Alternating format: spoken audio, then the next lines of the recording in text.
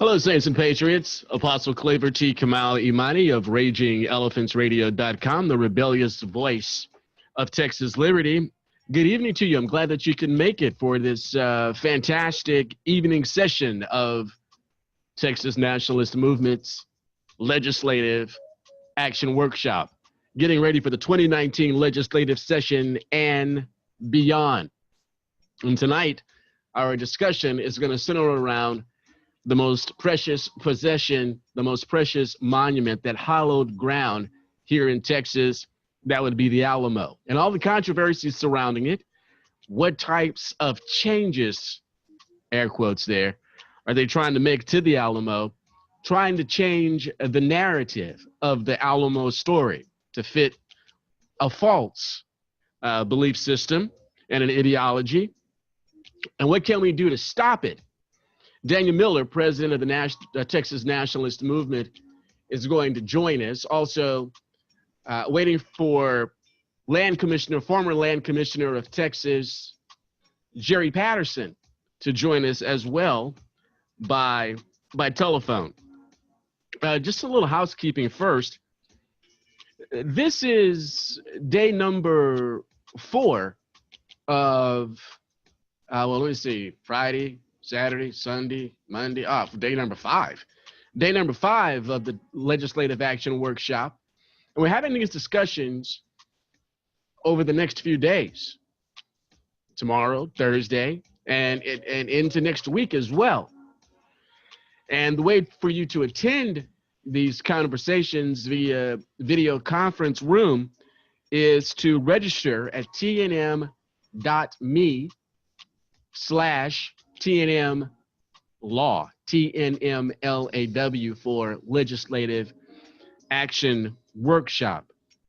You have to sign up, register, hold your seat for each individual session, each individual video conference, and you will be sent a unique URL link. That's how you're going to be able to get into each video conference room. Also, let me say this. Yeah, it's going to kind of, it can clutter up the inbox a little bit, but it's the best way for us to conduct the video conference over these several days and to make sure that everyone has a seat in the conference room. There are limited seats available for each one of these conversations. I also want to tell you about RagingElePhantsRadio.com as we wait for Jerry to phone in. I want to ask you, many of you are already familiar with RagingElePhantsRadio.com, the rebellious voice of Texas Liberty. What we attempt to do is provide to you trustworthy news and commentary that's 100% Texas-centric, and we don't hide the fact that we have a bias, and our bias is towards liberty and towards Texas first. We want to tell you who, what, when, where, why, and how someone is either trying to abridge your liberty, protect your liberty, or restore liberty that's already been stolen away from you. RagingElePhantsRadio.com is the media company to do that for you. Download the app, making improvements on it all the time, and most importantly, we get rid of the middleman. To battle the censorship of the big tech companies, the best thing to do is avoid the big tech companies like Facebook and Twitter. By downloading the Raging Elephants Radio app, we do just that. We eliminate the middleman, and we can communicate with you directly, no censorship. At tnm.me, you can also become a member of the Texas Nationalist Movement, very affordable. The Texas Nationalist Movement, the preeminent organization on the planet advocating for the independence of Texas, $18.36 a month. I'm a member, and if you're not a member of the TNM, you should be as well. There are some benefits to becoming a member, and we need to get you involved with getting that binding referendum on the ballot. Let's try to get it done in 2019's legislative session if we possibly can. I'm going to try to dial in here on Daniel. Daniel, has Jerry chimed in as of yet?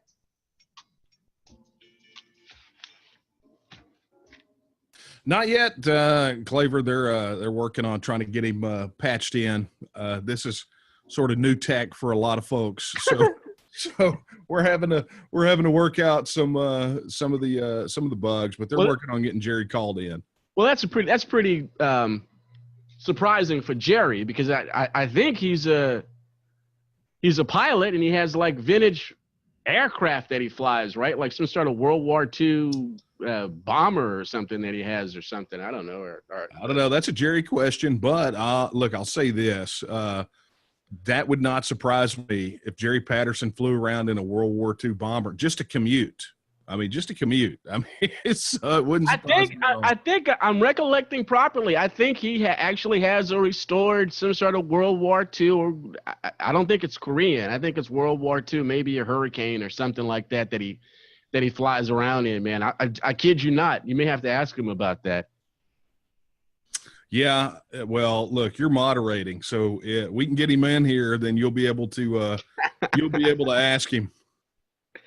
First of all, Daniel, I want to thank you on behalf of all of us Liberty-driven Texans for having this digital conference. It really is groundbreaking. I know that you were kind of biting your fingernails over this whole thing going off without a hitch, but you guys pulled it off, and I know that you want to try to do this more in the future. It saves everybody a lot of money. It disseminates a lot of valuable information, and it certainly acts as an agent of edification. Thanks a lot for this, man, to you, Kara, and everybody over in the mothership in Needland. Yeah, let me just go ahead and, of course, for our members in the TNM, next Monday will be our monthly, what we call TNM office hours, and I was going to take the opportunity to thank you there for moderating all of these panels and these discussions. We've had some great ones. And I'm anticipating that we're going to have some great conversations about the Alamo tonight. We'll get Jerry plugged in here when he can, and we'll go however long we need to go. But you've done a phenomenal job. And if people who are watching this right now, if they missed any of the sessions, they can go over to the Legislative Action Workshop page. Nice big red button at the top of the page.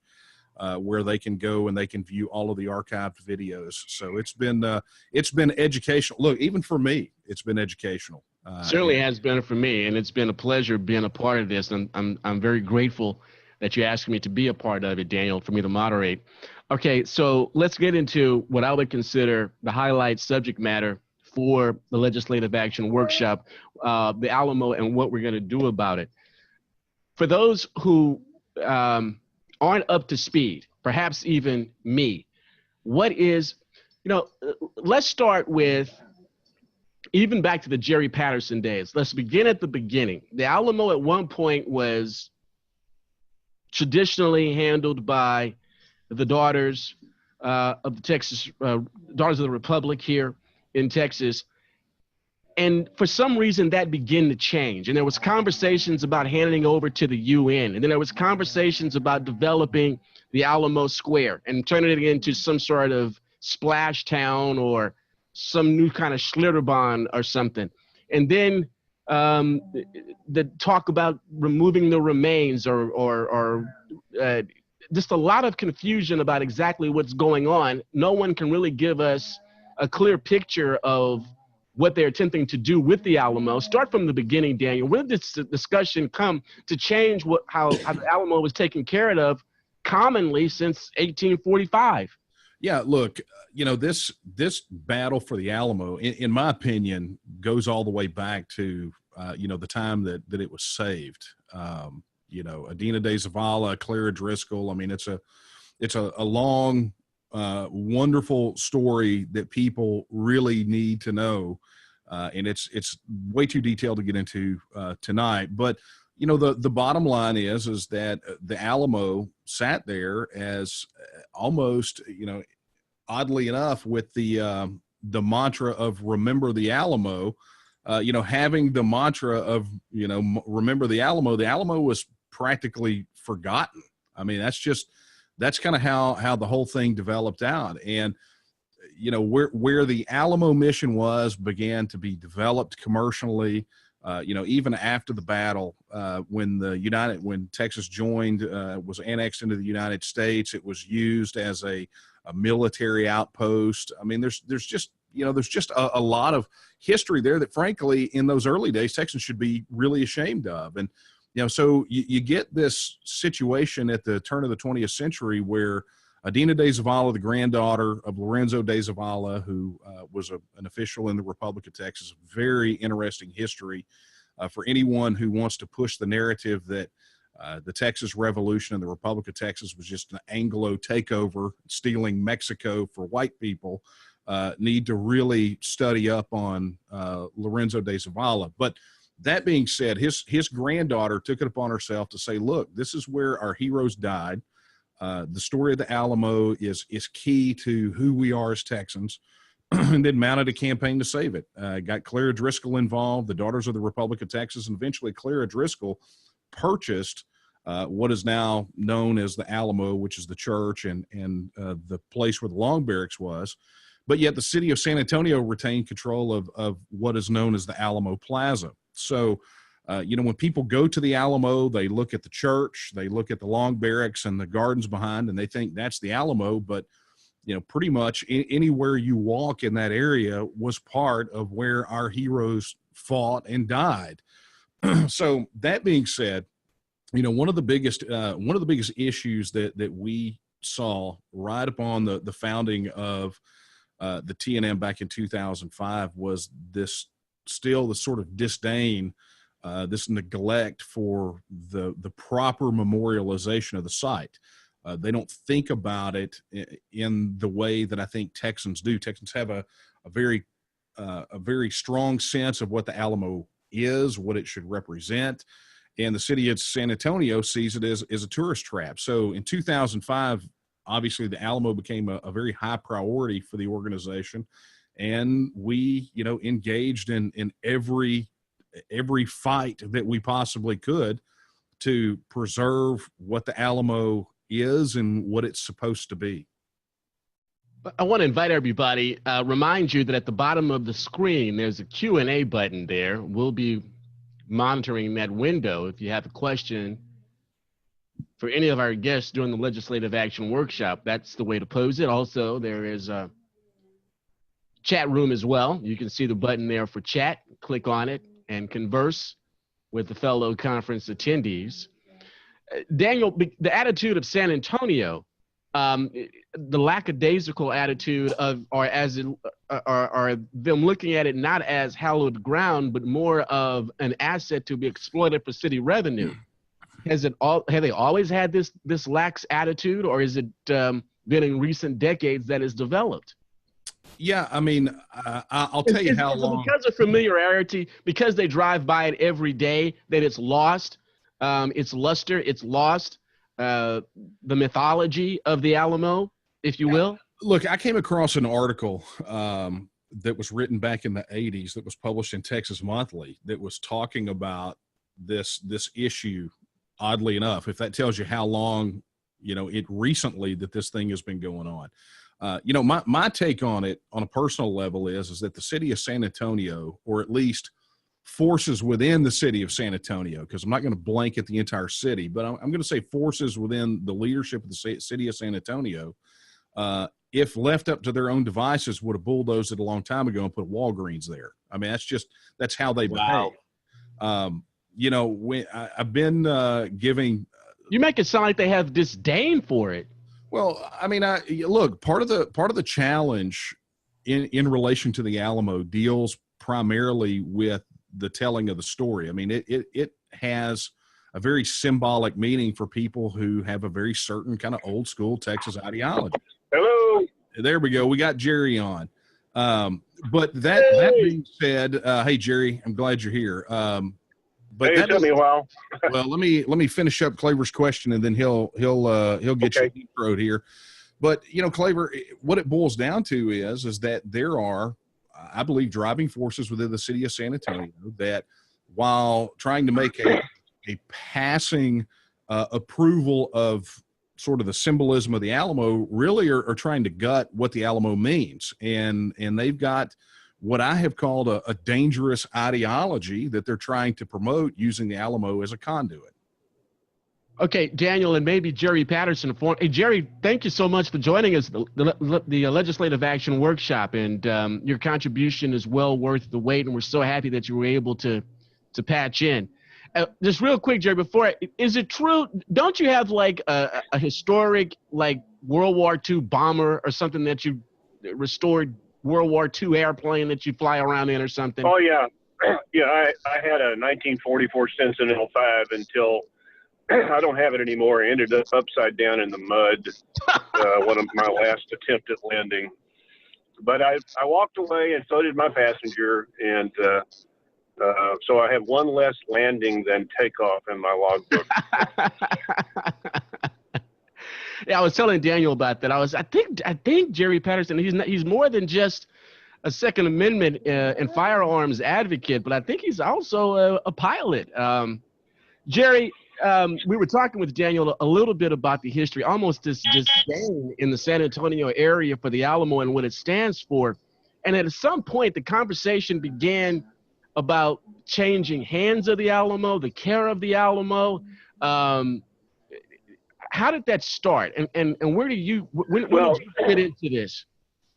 I'll give you I'll try to make a Cliff Notes version of the history of it. The daughters saved the Alamo in the early 1900s, and they were the custodian of it, representing, in effect, agents for the state of Texas up until, I can't remember now, was it 2013? The legislature removed the Alamo from the daughters and gave it to the land office to run. I was not aware that was happening, but I got a call from the senator that was carrying the bill. Actually, not the senator that was carrying the bill. The senator on the floor of the Senate and said, "We're going to take it away from the daughters, and I don't want to give it to Parks and Wildlife. Will you take it?" I said, "Okay, fine." So we became the custodians of the Alamo. We contracted with the daughters to continue doing what they were doing already under our oversight, and frankly, it worked fairly well. Then when I left the land office and Bush became commissioner, he canceled the contract with the daughters, and then he got into litigation with the daughters over the ownership of items in the Alamo Library, and he lost that. Lost on all counts, and had to pay the daughter's attorney's fees.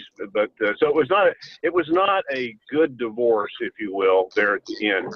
So the Alamo has always belonged, well, not always, but since the 1900s has belonged to the state of Texas under the stewardship of the daughters, the DRT, then the land office, and that's where it is today. The property is owned by the state of Texas. The Alamo itself, the long barracks, but the majority of the footprint of the Alamo, the west wall, the north wall, where the south wall would have been, are on the property of the city of San Antonio. The cenotaph is owned by the city of San Antonio and is on San Antonio property. Therein lies one of the problems. Daniel, the troubling thing for you was it the legislation that really started everything, and that sort of took it out of the hands of the daughter of the Republic? Is that where all the problems really started for the activists out there that are concerned about the condition and the handling of the Alamo? Well, look, let's not pretend that there has been a tremendous long-term uproar about the Alamo. And even now, there's just it has not entered into the public consciousness in the way that it has to. One of the things that I really commended Jerry for jumping in that race against George P. back in the primaries is that Jerry was sort of while there were other issues that he was running against P. The fact of the matter is he was leading with the Alamo. This is something that has not been in the public consciousness. Now, I'll tell you what's been for me, in speaking on behalf of the organization, our experience has been that a lot of these battles, primarily up until this issue with the Alamo Master Plan and all this, have been fought with the city of San Antonio. The first battle we fought with city of San Antonio over the Alamo was they wanted to sell beer on beer carts in Alamo Plaza. And our simple question was, I mean, what's next? Are you going to put a Ferris wheel in the state cemetery? I mean, can you imagine? Can you imagine for a moment, just one moment, someone tendering a proposal to let kids roast hot dogs and marshmallows on the eternal flame? I mean, no one would do it. It would be political suicide. But yet the city of San Antonio feels perfectly comfortable putting forth all of this, all of these kind of shenanigans on what is essentially a war memorial. Okay. So, that's where the thrust of our battle with these guys has been fought. And honestly, I think there is a lot of the seed, the underlying current that is driving what they're trying to do to Alamo right now springs forth out of either directly driven by the city of San Antonio or to appease the city of San Antonio. Okay, so the question, the statement that you just made, Daniel, what are they trying to do to the Alamo? Is that not the overarching, overbearing $100 million question? What are they trying to do to the Alamo? What is the big, tragic change, dramatic change that they are trying to do to the Alamo that should get us all riled up?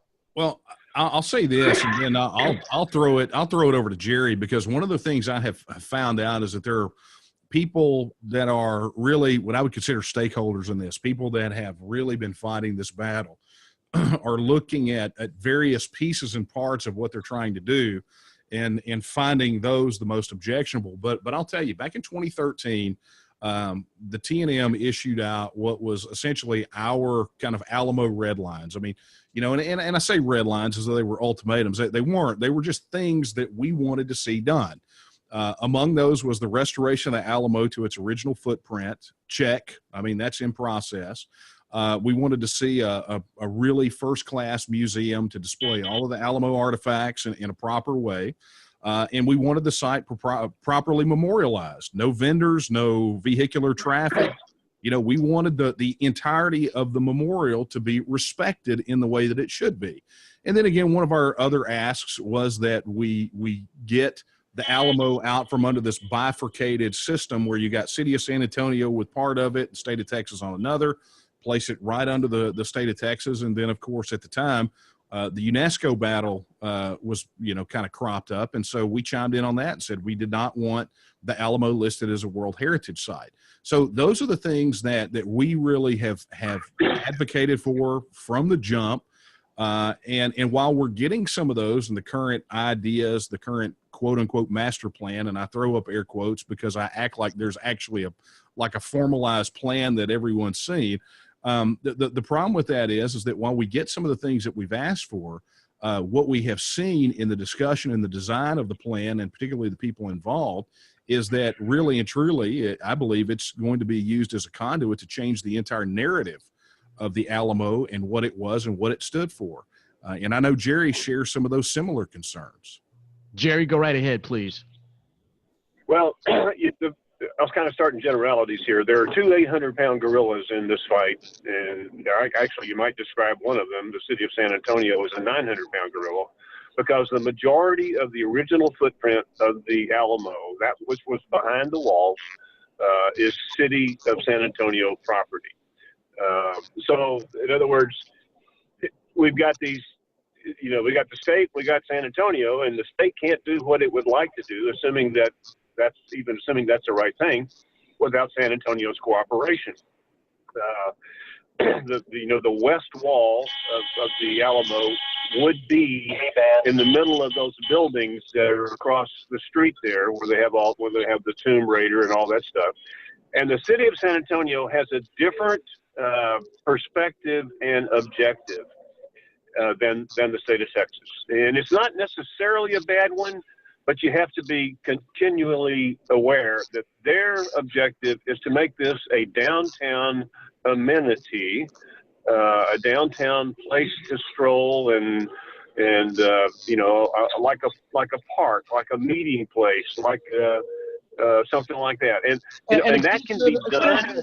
It sounds like what they're trying to do is make an extension of the Riverwalk or something, Jerry. Well, you could say that. Now, it's not. That's their goal and objective, is to make it a tourist attraction, downtown amenity.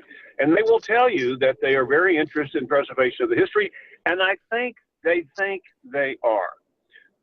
But the city of San Antonio is, you can't do what you want to, and assuming that George B. is, inclined to do the right thing, and he has done some right things. But their problems is that you need to be much more aggressive than, in my opinion, the Commissioner Bush has been in dealing with the city of San Antonio. And we have leverage. The big spender in this endeavor is the state of Texas. San Antonio's spending some money, and a lot of money for the city. I mean, I think they got $38 million in there, and so they're leveraged in. But the state is is spending a lot more money. The things that concern me are generally in the interest of telling the whole story of the Alamo. And I am absolutely in favor of telling the whole story. But when you put together a laundry list of items, and I have seen it, that encompasses everything that happened on that site going back to the 1600s, you cannot do that without even possibly unintentionally diminishing the story of what happened in 1836. Absent 1836, there would be no discussion about this today. Nobody would care. So they want to put in everything imaginable in this story, and that's for historians to do. That should be available. But when you have tourists and visitors that go to that site and they're going to be there for 2 hours, you cannot do it. The other concerns I have are the lack of transparency of the land office. When I created a 501c3 nonprofit solely for the purpose of raising private dollars to help restore the Alamo. Commissioner Bush has created 2 or 3 more nonprofits, which have been used to hide the ball on how the money is being spent. I mean, there's just no way around it. And for example, there's about 120 employees at the Alamo. Most of them are security personnel. Well, when Bush terminated the daughters, he went, oh shit, now I've got to hire these people, and I've got this, shtick that I'm a small government Republican. I've laid all these people off, and now I'm going to have to hire 120 people.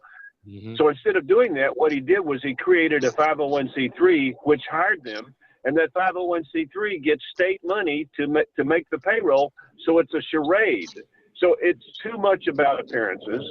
And to be fair, Bush has done some good things. He's got the legislature to lever up a lot of money. But we have the cenotaph issue as well. And earlier, Daniel mentioned restoring the Alamo to what it was in 1836. And that was my goal as well, but it's really not possible because you've got the federal building sitting on top of what would be the north wall. So you'll never restore the north wall. As it stands today, those buildings in the direct front of the Alamo across the street there are going to be the location of the museum. So we can't get there as much as I would like to. And since we can't get there, there's no reason to move the cenotaph from its current location. So those are the concerns I have, and we're spending an unbelievable amount of money on attorneys and accountants and tax attorneys and PR firms to try to sell this program around the state, when the commissioner and the land office ought to be doing that. But you have to be fearful, because the city of San Antonio has a different view of what needs to be done. Well, and Clapper, let me chime in too, because I want to comment on something, a couple of things Jerry said, and the first of those is the idea about restoring the original footprint. Look, we've been cognizant of the fact that it's going to be extraordinarily difficult, and we know that restoring the entirety of the footprint is not going to be possible with some of the buildings that are there. But there is a way to restore the footprint. I mean, we're not looking to try to restore it like it's a movie set, but we want the entire space respected like it is as a war memorial. And if that means shutting down the Ripley's Believe It or Not guys across the street, which is going to happen, then we're all for that. But the other thing is, and I want to chime in on this too, because I think it's important. when we talk about the dilution, like Jerry's talking about, a lot of people don't realize sort of, how long this has been going on and some of the players that they've brought in for this plan. And, the chief planner is a man named Richard Scarmaeus. Okay. Now, one of the first tasks when they brought Scarmaeus in to design this, to quote unquote reimagine the Alamo, was he had to hire a team to come in and explain the Alamo to him. I mean, and the fact that he was not bashful about this and actually told the San Antonio Express News that he had to hire a team to come explain the Alamo to him. First, I'll tell you he's not the guy for the job.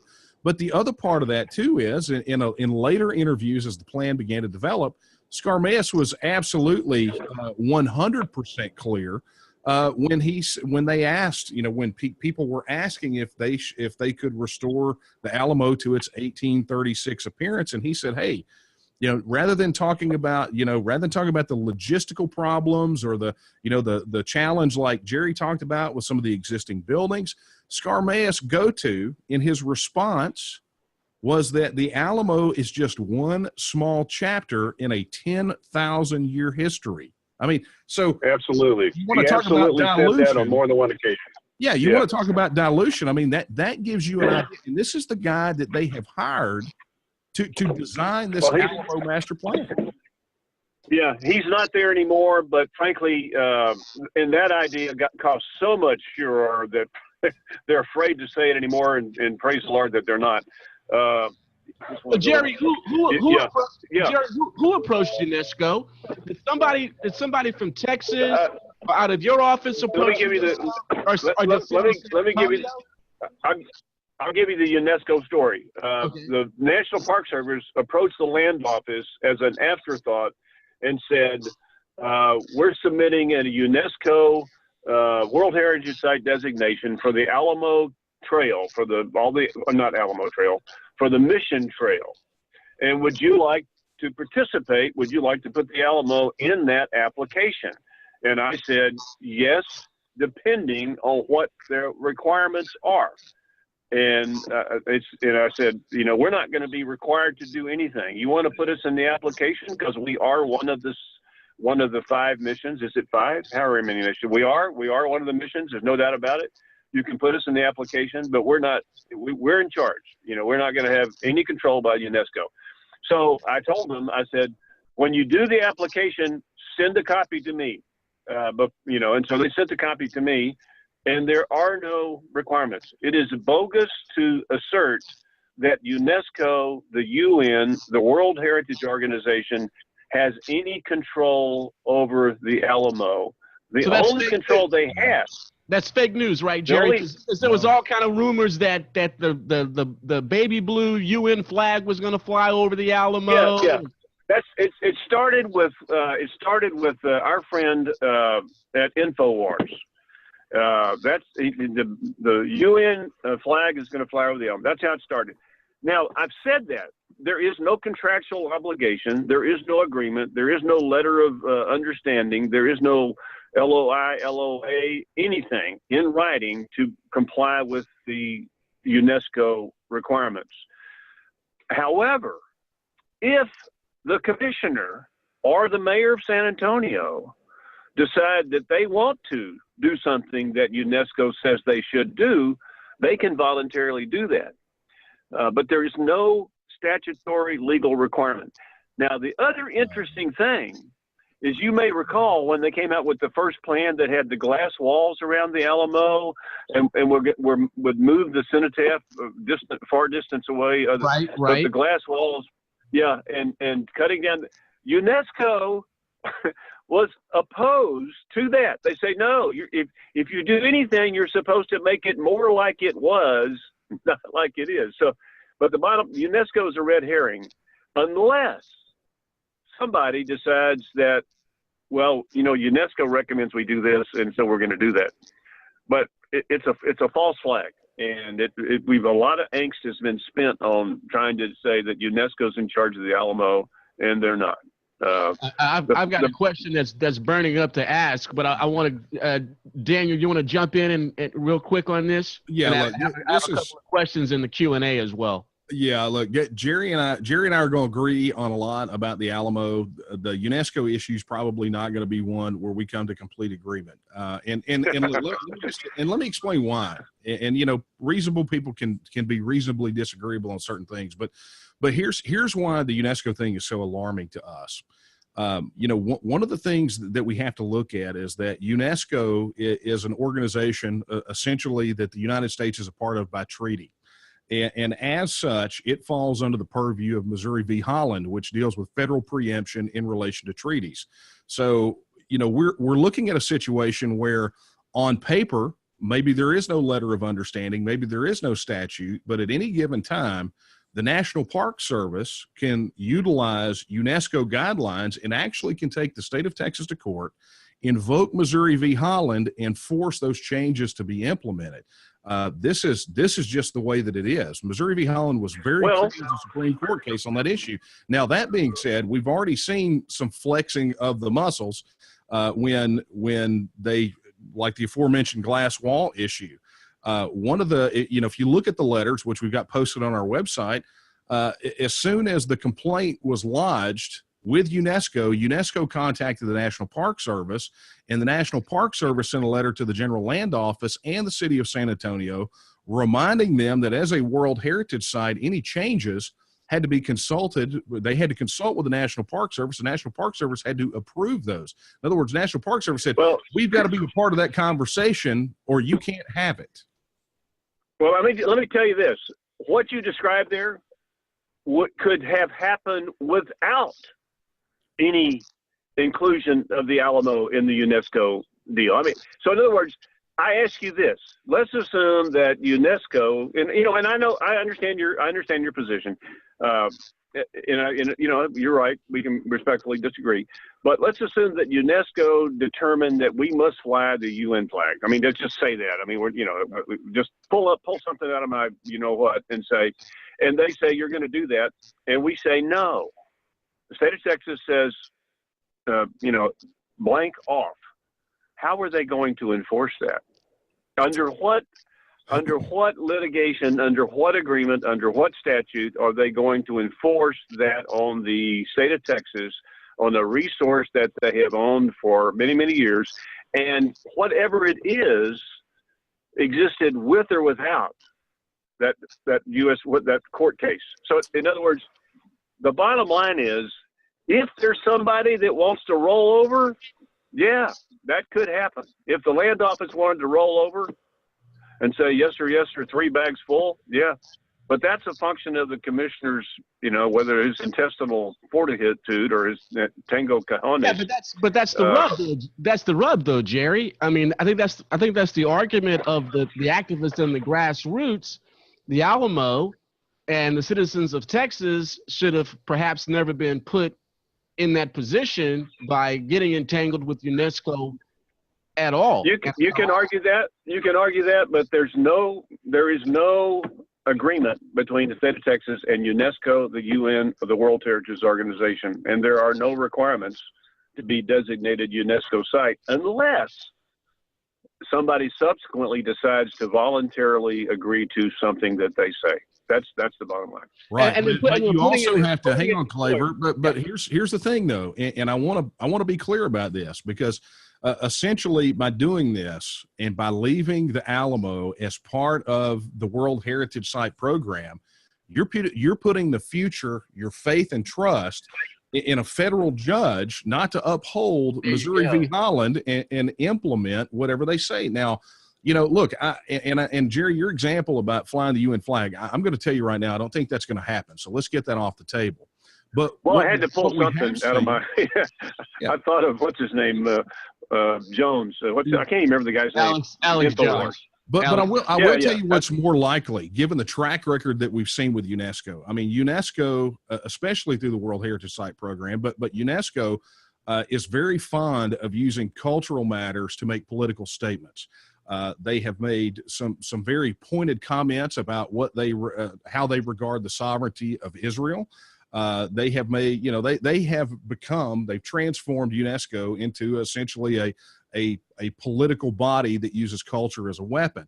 So one of the yes, they have. one of the primary concerns that of course we have, and that one of the reasons we fought it so hard, deals primarily with that role of UNESCO that they've taken on themselves, and especially when you couple it with some of these folks that have been involved in this process of quote unquote reimagining the Alamo, and understanding that they are at their very heart looking to use government to engage in social engineering. They're wanting to dilute the story. They're wanting to tell the story. I guarantee you that the Alamo telling a story about freedom and independence doesn't sit well with some of the countries that are led by dictators that sit on UNESCO, on those commissions. But so at what point do we have a situation where we have a progressive group saying, the Alamo is not telling the story of, say, Native Americans enough. What we need to do now is we need to lean on UNESCO. UNESCO wants to make political points out of it. So they say, hey, this is not following the guidelines in the World Heritage Site program. And now the National Park Service, the federal government, which will not always be populated by people that are at least quasi-friendly to Texas, we're looking at facing the future Eric Holder in a federal court, invoking these, trying to enforce these UNESCO dictates. Let me Missouri v. Holland. I hear what you're saying, but let me ask you, here's the deal. So they're going to enforce an agreement that doesn't exist between the state of Texas and anybody. Or let's assume we are in UNESCO. I mean, we're in the World Heritage Site designation, and we don't like what they're asking us to do. We tell them to, off, and then we say we withdraw. So whatever power they have that's what I was going to ask. Whatever power they have existing through U.S. v. Holland, the court case you cited, existed prior to our inclusion in the application, and will exist if we're not in the UNESCO designation. In other words, they have no way of enforcing anything. There's an out clause. There's an out clause, right, Jerry? There has to be an out clause. We're not in this forever and ever. Amen. This isn't an issue of succession. There's an out clause because we're not in it, because we never signed anything. We never agreed to anything. We just said, you want to put us in the application, that's fine, but we will not, we're going to run the deal like we want. So an out clause is that we're not in, because we're not in because there is no agreement. But we can probably spend 3 or 4 days on this one. Okay, so let me move it on just a little bit. Okay. And I see everybody, great attendance in tonight's conference, but I want to invite folks to click on the Q&A button if you want to get in on this conversation. And also there's the chat room as well, looking for your comments. I see Marie's questions, and I'm going to get to those in just a moment, Marie, but I want to ask Daniel, and I want to ask Jerry, and I want to start with you, Daniel. If you could wave that magic wand, what's the solution? Do we keep it in the hands solely of the land commissioner, in which, someone who is responsible to the electorate, or does back to the legislature, a new department, Parks and Wildlife? What do we do, Daniel? Yeah, look, here's the deal. I heard how Jerry groaned at that question, so I'm very anxious to hear his response. And then I'll tell you what we're trying to do. But that right there told me that I needed to listen to this one. Yeah. Okay, I'm a groaner. Okay, I'm of the opinion that the legislature needs to have more direct control over what happens at the Alamo, and that's not going to happen with it currently under the General Land Office. I don't want it to go to Parks and Wildlife, because if you talk about PC issues, you're going to have those in Parks and Wildlife. I don't want it to go to the Historical Commission. Based upon what I know now, and I hope to be talking to some people that could actually influence this in the next couple of weeks, I think we should consider giving the Alamo to the to the Preservation Board. The Preservation Board is run by the legislature. There's appointments by the governor, lieutenant governor, speaker, and the Preservation Board so far has only controlled or only had input over the Capitol complex, but they are directly accountable to the legislature, and that's the only way I think we're going to protect this and get done what needs to be done. And it's a shame, that we have to consider that. But that's my opinion as of 7:52 on 11 December. Daniel, what would be your grand scheme?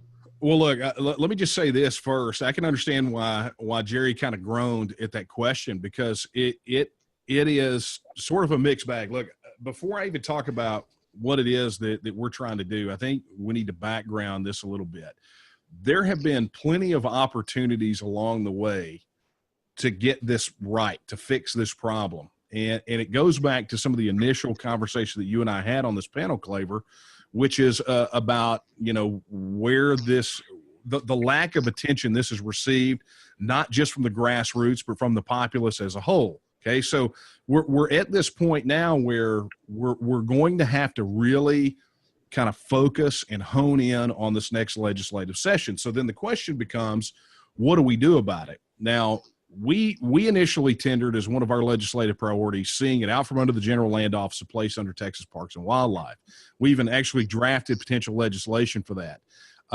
Honestly, to me, that's not the best solution, but it is a fallback solution. As we have progressed toward the session, we've had these conversations, and I've heard I heard what Jerry was just talking about actually fairly recently, but we've heard suggestions about fallback, placed under Texas Parks and Wildlife, like all the others, allow nonprofit administrators like Washington on the Brazos and places like that. That's sort of a fallback. If that's all we can get, I'm okay with that at this point. We would like to see, ideally, the entirety of that footprint owned by the state of Texas. And we've talked to some legislators who have suggested that the state may come in and eminent domain the whole thing.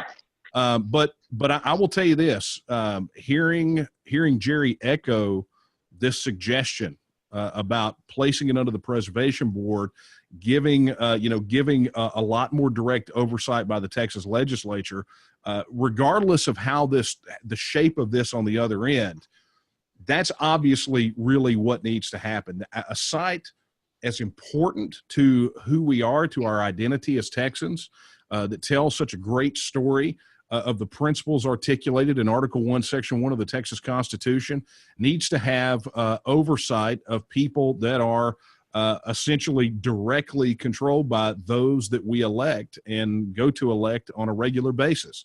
So, I think since the Alamo is such an outlier with the GLO, we're going to be good with a lot of things as long as it ticks off some of these major boxes for us. Let me just put it that way. Yeah, and I think the other advantage of that is, it's going to take money. It's going to take things, and the legislature appropriates the money. So if you got the appropriators seeking the money, and they're also, the ones that appropriate the money, it might work out. It might work out better.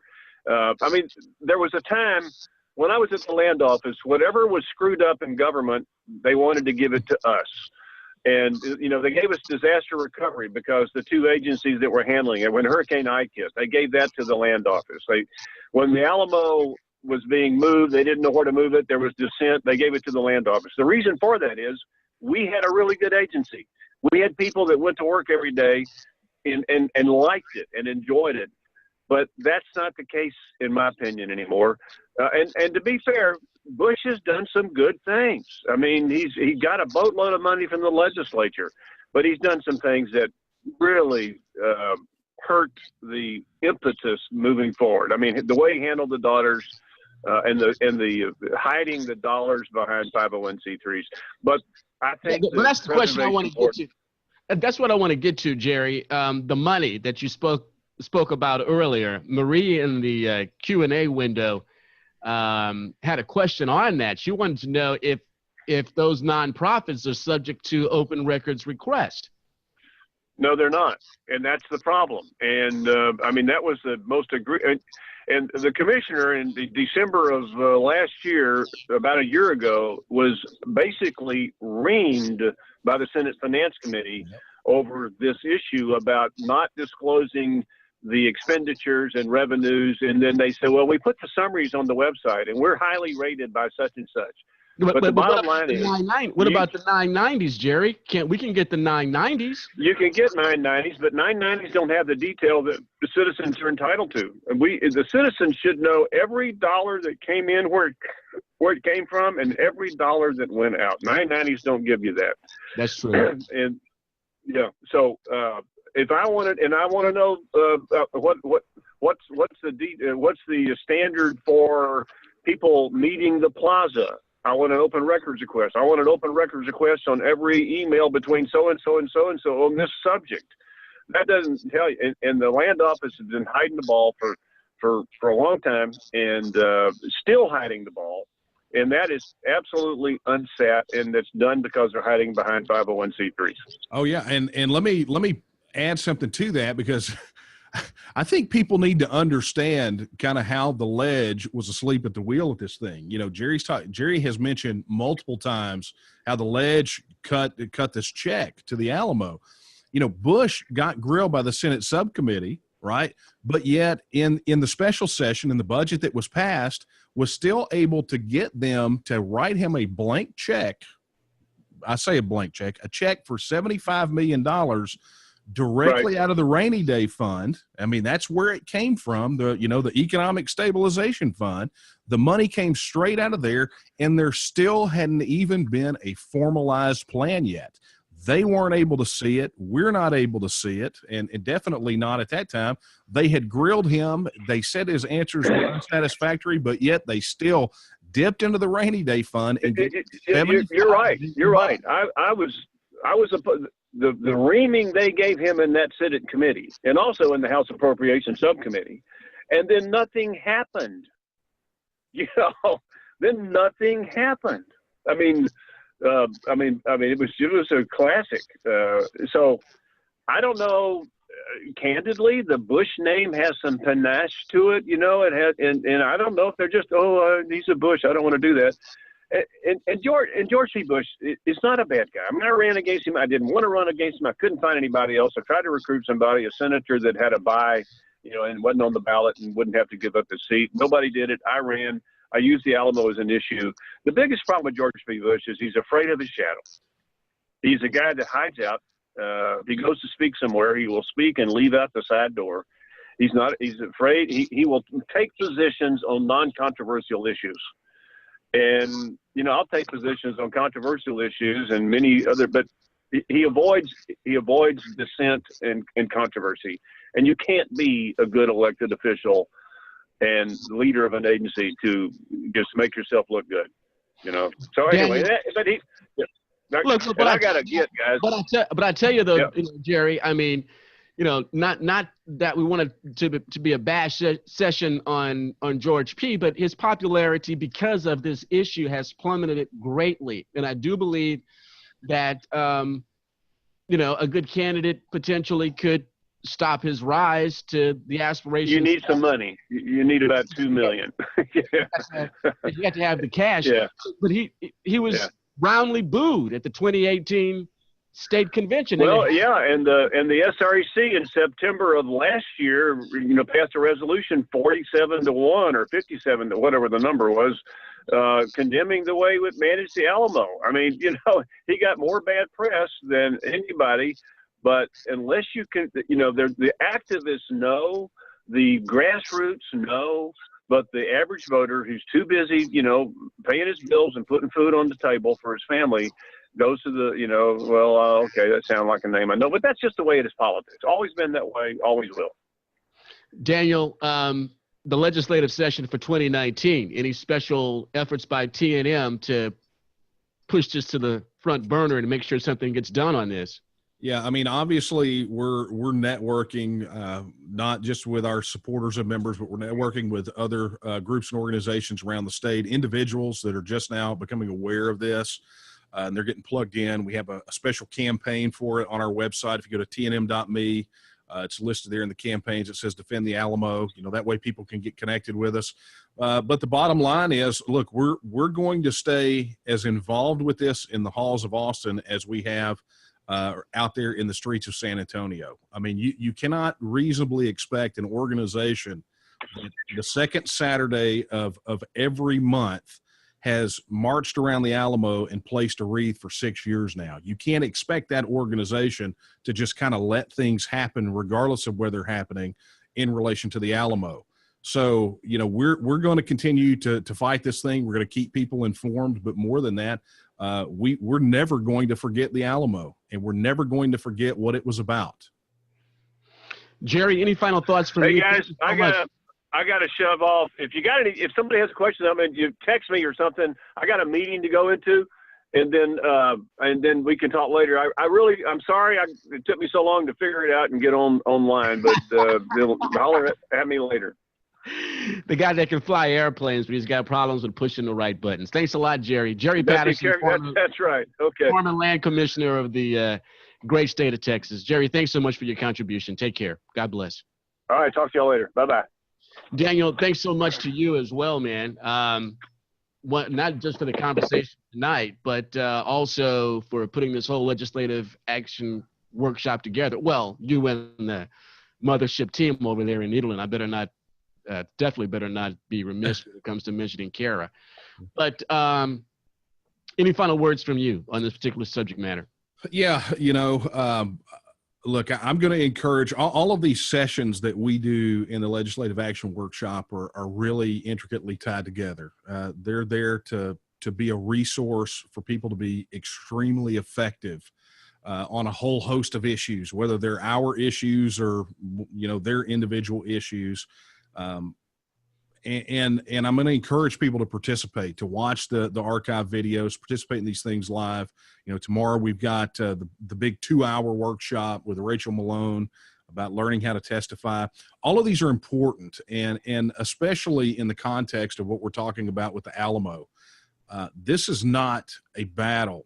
It's not a war that we can lose.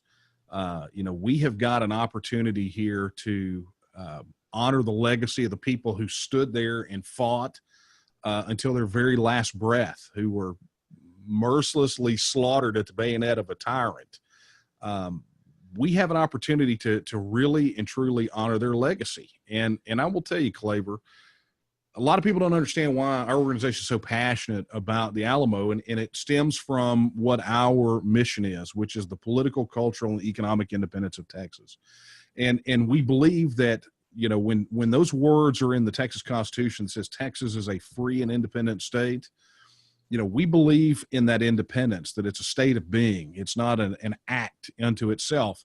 And of those 3 pillars, the cultural pillar is just as important as the political pillar or the economic pillar. And we believe at the very base of our cultural pillar is the Alamo. If we lose this, we will ultimately lose what it means to be a Texan. And if we lose what it means to be a Texan, our political and economic independence will be a distant memory for future generations. So this is a battle worth fighting. This is a battle that we have to win. Daniel, thanks so much. And before we say goodbye to everybody, I just want to remind you that there are more sessions coming up at tomorrow night, the big 2-hour session with Rachel Malone of Gun Owners of America Texas chapter on how to get up there beginning in the second week of January and testifying in some of these committees is going to be absolutely fantastic. You don't want to miss it. Rachel, a rising star when it comes to political activism here in the Lone Star State. Kudos to the Texas Nationalist Movement team for booking her and getting her presentation set up for tomorrow. Any of the sessions that you want to sign up for, you got to go to tnm.me/TNM-law, TNM-LAW for Legislative Action Workshop. It's a unique link for every individual session, for each panel, and for you to reserve your seat in the conference room. You heard Daniel a few moments ago mention going to the video archive of the LAW. Go to the website, click on the button at tnm.me/TNM-LAW, and the videos will be there. Any of the sessions that you missed, all of them have been fantastic. Go back, take your time, go through them, enjoy them. More importantly, share them. Also, I want to invite you to download the Raging Elephants Radio app. We are your Texas network when it comes to news, information, and commentary on the issue of Texas liberty. Texas First, Raging Elephants Radio is the news organization that you want to trust. Download the Raging Elephants Radio app, beat the censorship. It gives us direct access to you. Of course, you can find it in your App Store and in Google Play. Saints and Patriots, thanks so much. I'm Apostle Claver T. Kamal Imani, the Christian politician, the ultra-conservative soul brother from Houston, Texas. May the Lord Jesus bless you. May the Lord Jesus bless the future independent, sovereign Republic of Texas.